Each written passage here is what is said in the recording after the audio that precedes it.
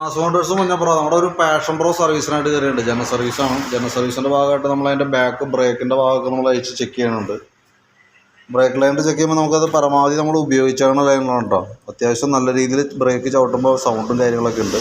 അപ്പോൾ നമുക്ക് ഈ ലൈനർ മാറ്റിയിടേണ്ടി വരും. മാക്സിമം യൂസ് ചെയ്തതെന്ന് പറയാൻ കാരണം ഇവിടെ ക്യാമൊക്കെ മില്ലിങ്ങൊക്കെ തിരിച്ചിട്ട് പരമാവധി നമ്മൾ ഉപയോഗിച്ചാണ്.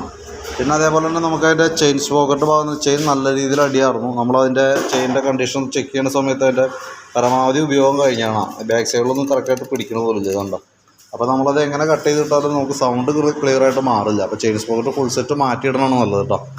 പിന്നെ അതിനകത്ത് നമ്മുടെ ഈ ബാക്കിലത്തെ ഷോക്ക് അബ്സർ ഉണ്ടല്ലോ, റിയർ ഷോക്ക് അബ്സറിൻ്റെ ഈ സൈഡിൽ ചെറിയൊരു ഓയിൽ നനവ് കാര്യങ്ങൾ കാണുന്നുണ്ട്. അത് നമുക്ക് ഷോക്ക് അബ്സറിൻ്റെ കംപ്ലയിൻറ്റ് ആരംഭിച്ചേക്കണമാണ്. തൽക്കാലം ഇപ്പോൾ മാറ്റണ്ട. അതിനുള്ള പ്രോബ്ലംസ് വലിയ തെറിപ്പിലേക്കൊന്നും എത്തിയിട്ടില്ല. നമുക്ക് ഗട്ടറിലൊക്കെ ചാടുമ്പോൾ പെട്ടെന്നുള്ള ആ ഒരു ഇത് വരുന്ന സമയത്ത്, അതായത് പെട്ടെന്ന് ഗട്ടർ ചാടുമ്പോൾ അതേപോലെ തന്നെ മുകളിലേക്ക് തെറിക്കുന്ന ഒരു സിറ്റുവേഷനൊക്കെ വരുമ്പോഴത്തേക്കാണ് അത് കംപ്ലയിൻറ്റ് ശരിക്കും പോയി എന്ന് പറയാൻ പറ്റുള്ളൂ. അപ്പോൾ അതേപോലെ ഒരു ഇത് തോന്നുന്നുണ്ടെങ്കിൽ നമുക്ക് അപ്പോൾ തന്നെ മാറ്റിക്കളയാം. കാരണം ഞാൻ അത് എന്നിട്ട് ചെയ്താൽ മതി. കാരണം രണ്ടും കൂടി മാറുമ്പോൾ ഏകദേശം നമുക്ക് ഒരു 2000 രൂപയോളം നമുക്ക് അതിന് മാത്രം വരുന്നുണ്ട്. ഒരു ഷോക്ക് അബ്സറിന് ഏകദേശം ഒരു 1000 രൂപ അടുത്ത് വരുന്നുണ്ട് കേട്ടോ.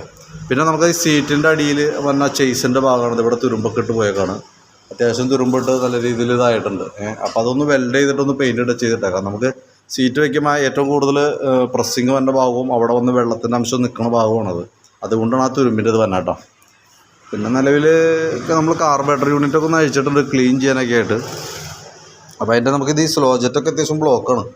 അതേപോലെ തന്നെ മെയിൻ ജെറ്റിൻ്റെ ഈ ഭാഗത്തൊക്കെ നോക്കണ്ടോ, ശരിക്കും ഒരു പൗഡർ പോലെയൊക്കെ ഇരിക്കുക. കാരണം ഞാൻ അത് ഈ കെമിക്കലിൽ പെട്രോളിൽ വന്ന കെമിക്കലിൻ്റെ റിയാക്ഷനും കാര്യങ്ങളൊക്കെയാണ്. അത് ജസ്റ്റ് നമുക്കൊരു ക്ലീനർ വെച്ചിട്ട് നല്ല രീതിയിൽ ക്ലീൻ ചെയ്തിട്ട് നമുക്ക് റീസെറ്റ് ആക്കാം. ഈ ഫ്ലോട്ടിൻ്റെ ഈ വാൽവ് മാറ്റിയിടേണ്ടി വരും കേട്ടോ. കാരണം അതല്ലെങ്കിൽ നമുക്ക് വണ്ടി ഓവർഫ്ലോ കാണിക്കാനുള്ള സാധ്യതയുണ്ട്. ഈ ജെറ്റ് മാറ്റിയിടാം, വലിയ വിലയൊന്നുമില്ല. ഏകദേശം ഒരു 100 താഴെ നമുക്ക് ചിലവുള്ളൂ. അത് നമുക്ക് മാറ്റിയിട്ട് കാർബറേറ്റർ ക്ലീൻ ചെയ്ത് ട്യൂൺ ചെയ്ത് കഴിഞ്ഞാൽ കറക്റ്റായിട്ട് കിട്ടിക്കോളും. മൈലേജും കാര്യങ്ങളൊക്കെ കറക്റ്റ് കിട്ടും, വണ്ടി ഓടിക്കാനും സ്മൂത്ത് ആയിരിക്കും. അതേപോലെ ഈ എയർ ഫിൽറ്ററും പ്ലഗും മാറുന്ന ടൈം കഴിഞ്ഞിട്ടുണ്ട്. അത് നമുക്ക് മാറ്റിയിട്ടേക്കാം. ഓക്കെ. പിന്നെ ഫ്രണ്ട് നമ്മളിപ്പോൾ ബാക്ക് വീൽ അയച്ചാലുണ്ടോ, ഫ്രണ്ട് വീൽ കൂടി നമ്മൾ അയച്ചിട്ട് അതിൻ്റെ ബ്രേക്ക് കാര്യങ്ങളൊക്കെ ഒന്ന് ചെക്ക് ചെയ്യും. ക്യാമൊക്കെ ഒന്ന് അഴിച്ച് ഗ്രീസിങ് കാര്യങ്ങളൊക്കെ നടന്നു കേട്ടോ. പിന്നെ പ്ലഗിൻ്റെ കേസ് ഇപ്പോൾ ഞാൻ പറഞ്ഞായിരുന്നു. എഞ്ചിൻ ഓയിൽ നമ്മൾ മാറണുണ്ട് കേട്ടോ. പിന്നെ അതേപോലെ തന്നെ ബാറ്ററിയുടെ കേസ് നോക്കണമെങ്കിൽ ബാറ്ററി 2020 ബാറ്ററിയാണ്. ആംബ്രോണിൻ്റെ ബാറ്ററി ഇരിക്കണേ. അപ്പോൾ നമ്മളതിൻ്റെ വോൾട്ടും കാര്യങ്ങളൊക്കെ ഒന്ന് ചെക്ക് ചെയ്ത് നോക്കുന്നുണ്ട്. എത്രത്തോളം ഉണ്ടോ അതിൻ്റെ കണ്ടീഷനെന്ന് അറിയാൻ വേണ്ടിയിട്ടാണ്. നമ്മളൊന്ന് ടെസ്റ്റിലേക്ക് വിടാണോ ബാറ്ററിയുടെ കണ്ടീഷൻ എങ്ങനെ ഉണ്ടെന്ന് അറിയാൻ വേണ്ടിയിട്ട്. അപ്പോൾ ഇതിനകത്ത് കാണിക്കും കറക്റ്റായിട്ട് ഇത് ഓക്കെ ആയിട്ട് കാണിക്കണം കേട്ടോ. ബാറ്ററി നല്ല ബാറ്ററിയാണ്, വേറെ പ്രോബ്ലംസ് ഒന്നുമില്ല. പിന്നെ അത്യാവശ്യം നമ്മളതിൻ്റെ ഇലക്ട്രിക്കൽ ഭാഗമായിട്ടുള്ള ഭാഗങ്ങളൊക്കെ നമ്മളൊന്ന് ചെക്ക് ചെയ്ത് നോക്കുന്നുണ്ട്. അതിൽ പ്രോബ്ലംസോ കാര്യങ്ങളൊക്കെ ഉണ്ടെങ്കിൽ അതുകൂടി നോക്കിയിട്ട് ക്ലിയർ ചെയ്യാൻ വേണ്ടിയിട്ട്. അപ്പോൾ ഞാൻ ഏകദേശം ഒരു എസ്റ്റിമേറ്റ് അതിൻ്റെ ഡീറ്റെയിൽസൊക്കെ വാട്സാപ്പിലേക്ക് ഇടാം കേട്ടോ. അപ്പോൾ എന്തെങ്കിലും വേറെ എന്തെങ്കിലും പറയാനായിട്ട് വിട്ടുപോകണം എന്തെങ്കിലും കേസ് ഉണ്ടെങ്കിൽ അതും കൂടി ഒന്ന് കമൻറ്റ് ചെയ്ത് തരാം കേട്ടോ. വാട്സാപ്പിൽ തന്നെ ഞാനത് നോക്കണുണ്ട്. അത്യാവശ്യം പിന്നെ നമുക്ക് സൈഡ് റൈറ്റ് സൈഡിലെ കണ്ണാടിയുടെ കേസ് പറഞ്ഞില്ല, മിറർ പോയത്, അത് ശരിക്കും നമുക്ക് ഈ യൂണിറ്റ് മാറ്റി കളഞ്ഞാൽ മതി. ഈ യൂണിറ്റ് മാറ്റി കഴിഞ്ഞാൽ അത് റെഡി ആയിക്കോളൂ കേട്ടോ. അതേ കറക്റ്റ് ചെയ്തേക്കാം. പിന്നെ അത്യാവശ്യം നോക്കിയിട്ട് എന്തെങ്കിലും ഉണ്ടെങ്കിൽ അതിൻ്റെ അനുസരിച്ച് ചെയ്തേക്കാം. ഓക്കെ.